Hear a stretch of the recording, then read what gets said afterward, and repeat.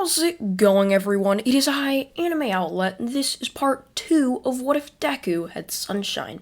And now, before I start this What If off, I would like you all to please put your What If suggestions down in the comment section below, along with how you all are feeling about the series so far. And now, let's begin. Welcome, class, to your first year here at UA. I would just like to start things off by congratulating you all for making into Class 1A. However, all of your spots can be replaced by anyone in Class 1B or maybe even the general classes if they're working harder than you. So I expect all of you to be working your absolute hardest to keep your position here at the top. So don't think you can just haggle your way through training by not doing anything, because if so, you'll be moved down to Class 1B or maybe even the general classes like I just said. So let's start things off with a little training assignment, just to see who's the best at their quirk usage. However, these tests won't be measuring everything, so maybe someone near the bottom will actually be near the top in combat. So I'd like to start things off by telling you all to go find your PE locker room keys and to put your PE uniforms on, and then head out to testing site E. It's a dirt field located halfway around the campus. So I expect you all to find it within a couple of minutes after you've been changed. So please make your way down there, as I would say, as you would then walk out of the door, walking down to testing site E. The entire class would just be in shock at what Aizawa's speech had just told them. However, many of them would get up and rush off to the locker rooms to find their PE uniform key and their locker room keys so that they can put their PE uniforms on, as they would then do that and rush off to the testing site. Once they would arrive there, Aizawa would congratulating them all for making it in time, before he would then just smile. So, I would just like to say, whoever's in last place would be expelled from this. So I want you all to be trying your hardest. It's just another motive for you all to basically be trying even harder than what your best could be. As I saw this, he would then toss a ball to Izuku. You performed the best in the entrance exam. Please throw this ball as far as you can. It being still early in the morning, not far from sunrise, Izuku didn't have his full level of power just yet. So when he would wind back his arm in a throwing motion before launching the ball as far as he could, it didn't go as far as his very best, mostly just because of the power that he had gotten from Escanor. It just wouldn't go as far as it could have. So Izuku would end up throwing the ball just around 200 to 300 meters, as his arm was still somewhat sore from a training thing that he had done the day prior.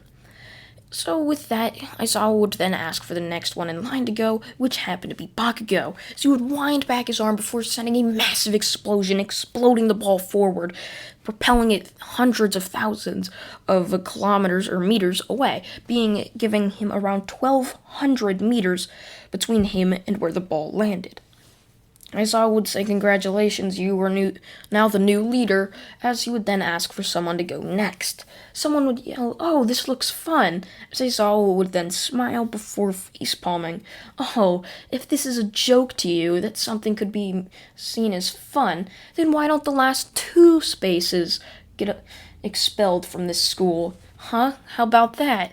That sounds quite nice, doesn't it?" As Aizawa would say this, the entire class would just start shaking their heads, pleading for Aizawa not to do this. However, he just wouldn't care. As the tests would then continue on, Izuku would perform quite well in most of them. As most of them were things that had to do with strength and quickness, Izuku was easily able to propel to the top of the class, as he would end up getting around 3rd or 4th in the positioning. Bakugo would end up getting 5th, as his explosions really can't help him on grip strength or running. As running, yeah, he can propel himself forward, but it's on the ground running, so you can use something like ice to skate along it, but you have to be on the ground for this. You can't just fly through the air. That would be jumping. You could use it for the jumping one, however not this. So Izuku getting right above Bakugo would be pissed off. There, once again, was Izuku smiling down at him as if he was the worst ever, as that was what Bakugo had thought. Izuku had beaten him once again, and he was now just another pebble in the path of Izuku, like he'd thought about Izuku much earlier in the series.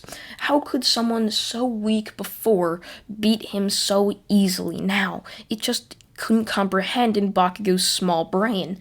So Izuku would easily be able to beat Bakugo, as Bakugo would just be in complete shock and in shambles, not knowing what to do. Now, a couple weeks would pass with the class doing some more extreme training, like seeing how long they can hold their breath underwater, and just trying to make that even more, as they're trying to build up lung capacity so that they can just have more stamina. It's a hard training that they have to do, and it's a very grueling training, as there's on-site medical staff to see if anyone ends up passing out or not. So that would end up happening as another day would roll in by. They would all be excited as their training for the first few weeks had finally finished, and they were about to begin another form of training, their hero classes. This is where their combat would finally begin, and they were all super excited for something to come. So, when they were all sitting in class waiting for their teacher to arrive, Aizawa would end up walking in. Many of them would be disappointed that Aizawa was their hero teacher, but that simply wouldn't be the case.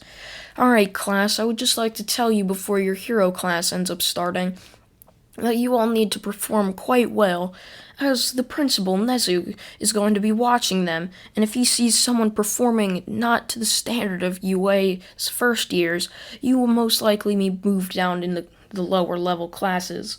So, I expect you all once again to perform your absolute best, like you should have been doing over the past couple weeks. Or else maybe, if you all decide not to, then we'll have to move the entire class, expel the entire class, or put you through hours of grueling training every single week until you get it right. As Izuku would just be sitting there, wondering how Aizawa was just so calm about explaining how he was going to expel an entire class. As Izuku had heard stories about a teacher who hasn't expelled an entire class before, and he just supposed the rumors might be true now, having met Aizawa. So Izuku would just be sitting there waiting for their hero teacher to arrive. All of a sudden, stomping would be heard from down the hall, as it sounded like someone was sprinting right towards their classroom.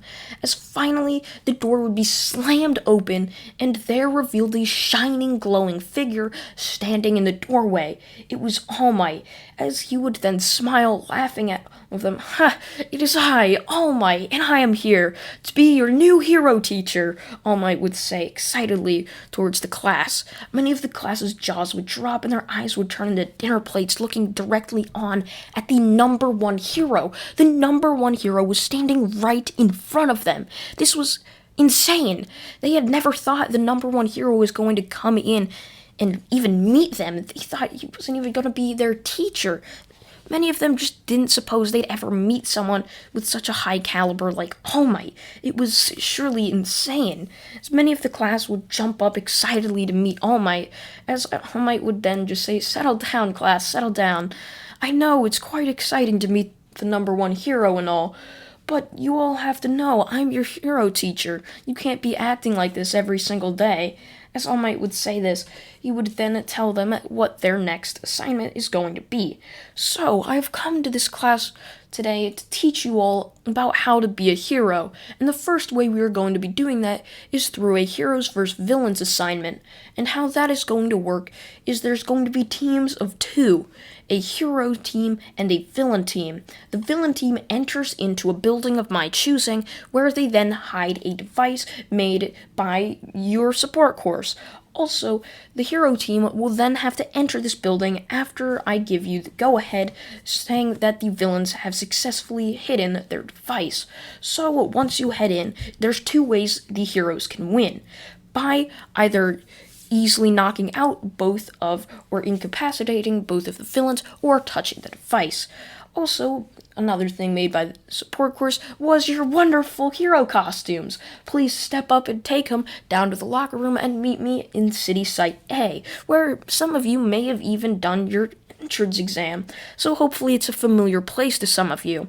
As the entire class would rush off to put on their hero costumes, trying it on to see what they look like, before rushing off to go do their hero class with All Might, the number one hero. Once they would arrive, many of the students would just still be in complete shock. Many of them were denying it, like, I must be going crazy. The number one hero is my hero teacher, and here I am standing in front of him wearing a hero costume. It's just unreal. So All Might would then make the teams. Izuku and Bakugo would be the first hero team versus Todoroki and Momo, the first villain team, as All Might would then ask them to step up into the hero or the building where they would then hide the device. After that, All Might would ask the hero team to step in.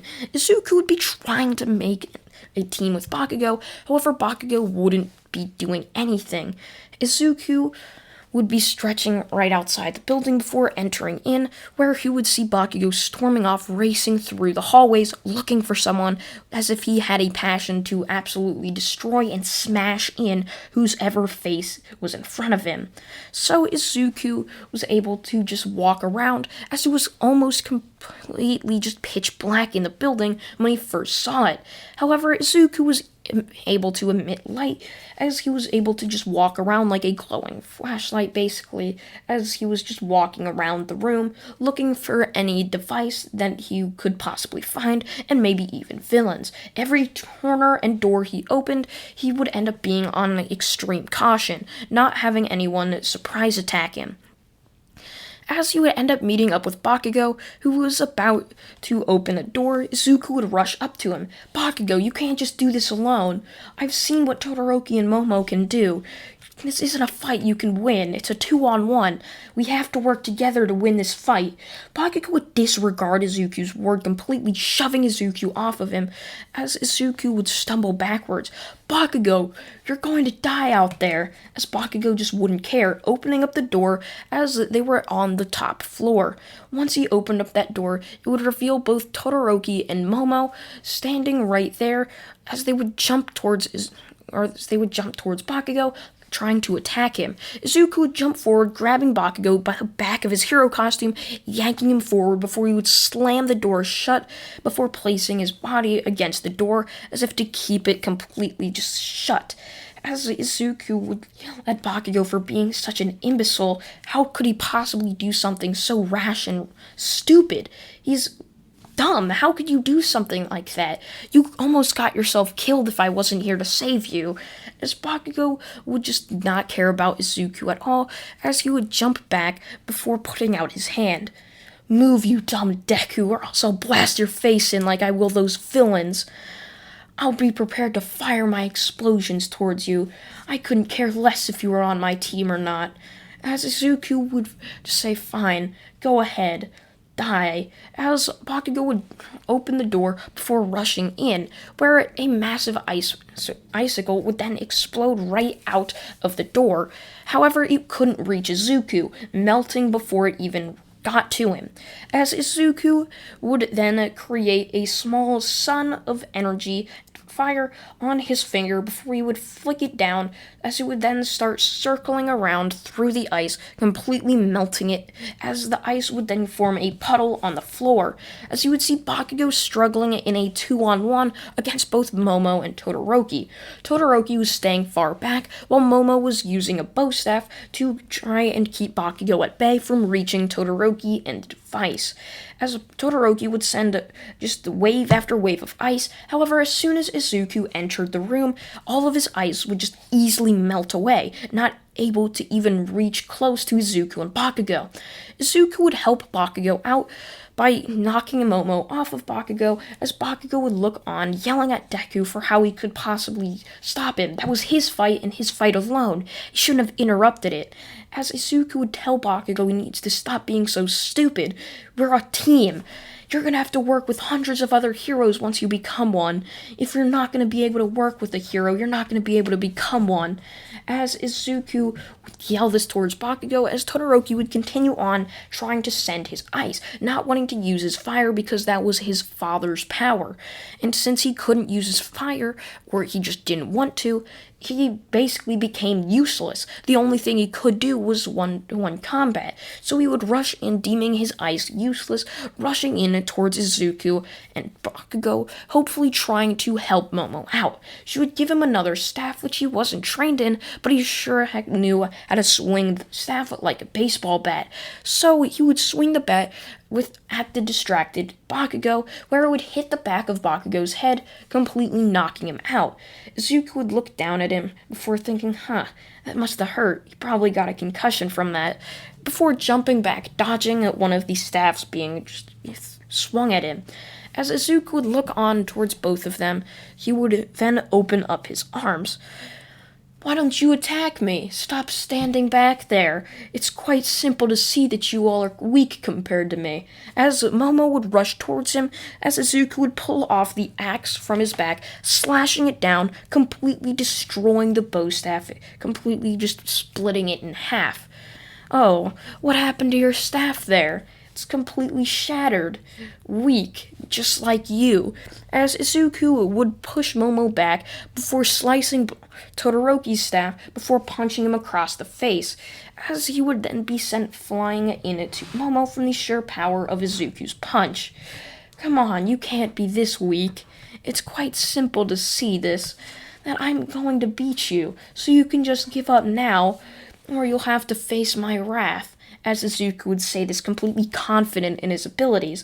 However, it was much like an act just to hopefully try to get them less confident about themselves after the easy maneuver that Izuku had done to make them look like complete ants in the way of Izuku, as Izuku was just about to steamroll through them to touch the device to give his team an easy win. However, over the intercoms, All Might would then announce, 1 minute left before the villains have gotten the victory. As Izuku would hear this, he would just decide to end this before he would lose because of time restraints. As Momo and Todoroki would jump towards Izuku, he would completely just push them back, not able to hold on Izuku, with Izuku finally touching the device, giving the heroes the victory. And the heroes have won!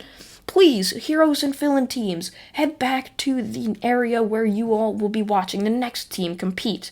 If any of you are hurt, please tell me so I can bring you all towards Recovery Girl, especially Bakugo. You must see Recovery Girl having not been woken up yet.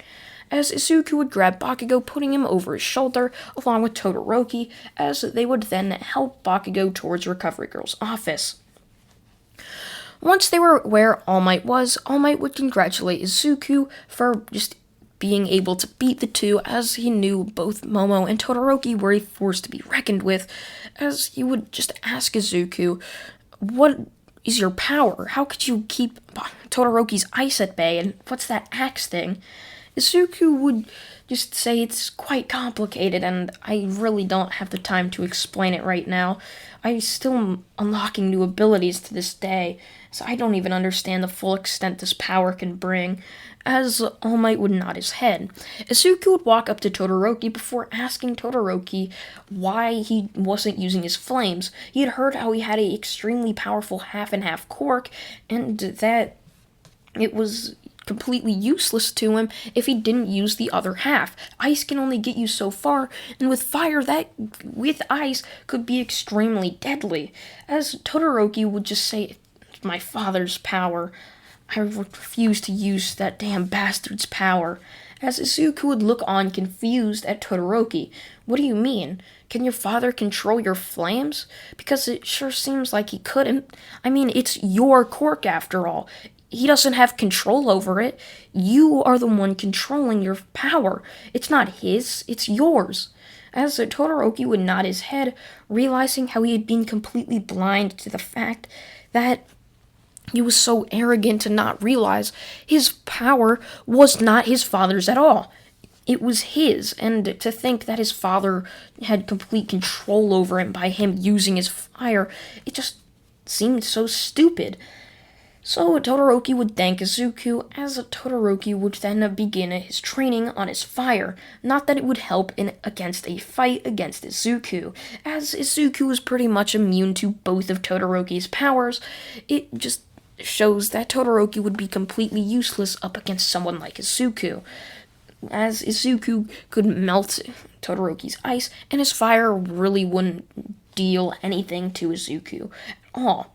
So Izuku would watch the rest of the battles, wondering what was next to come. All Might would then bid the class farewell, dismissing them for the rest of the day after all of the teams had finished, as Izuku would walk off, going back to start training, as he had found a beach full of garbage, and he had seen photos of it before this, and had wanted to clean it up to give people a nice place to stay and relax, as a dumping ground full of garbage really isn't that nice of a place.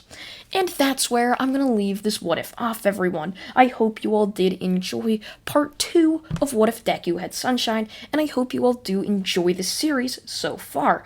Part 7, I believe, of What If Deku Had Sans Powers will be coming out tomorrow on Monday, or if you're watching this in the future, then part 7 of Sans Powers probably already came out, and this series might even be finished. I'm not quite sure.